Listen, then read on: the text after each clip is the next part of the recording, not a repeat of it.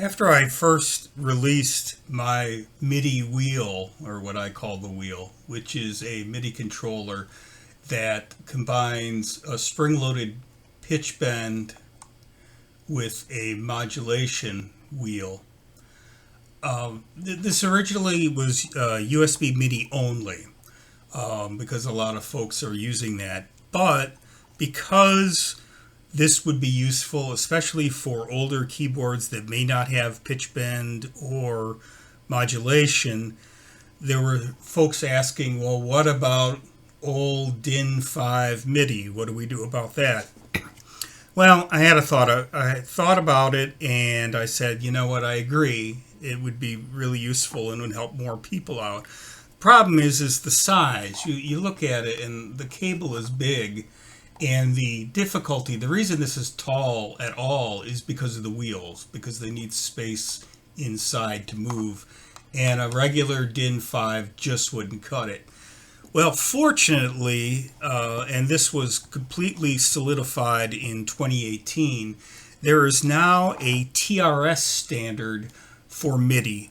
And it's the good old 3-pole, aka headphone jack. This is 1/8 inch, 3.5 millimeter.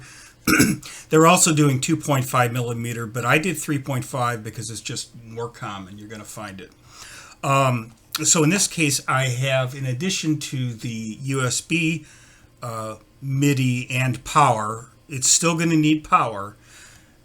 There's now this jack on the back. And the handy jack, if your keyboard or other equipment already has the mini MIDI, you're good to go. If it doesn't, like if you have an older piece of equipment, you could purchase a whole variety of cables and add-ons that will convert that connector to the standard DIN 5. And in my case, I had a ton of old MIDI cables, so I'm like, well, I just need a real short, simple adapter, and so I picked this up on Amazon. Now, before the specification was put into place, formalized in 2018, of course, there were two types. There was Type A and Type B. Type A was with Korg and a number of other major players, and then Type B was another set of players. And of course, this wiring was different. They switched the poles on here because, of course, we can't have consistency. But that's why we have MIDI, so we can have consistency.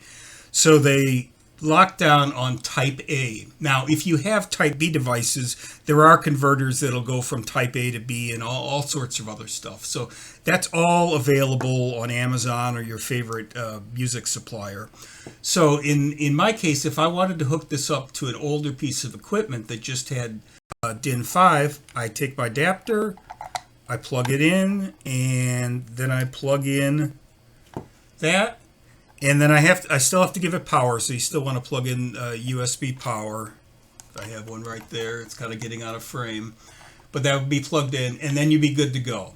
One of the problems with DIN 5 is that even though some manufacturers use 2 of the pins to supply auxiliary power, that's not part of the MIDI standard.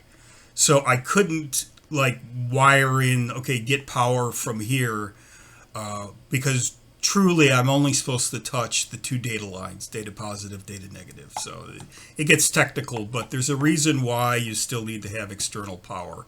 So if you have an older keyboard and you want to try out one of my wheels, this is now available as an option.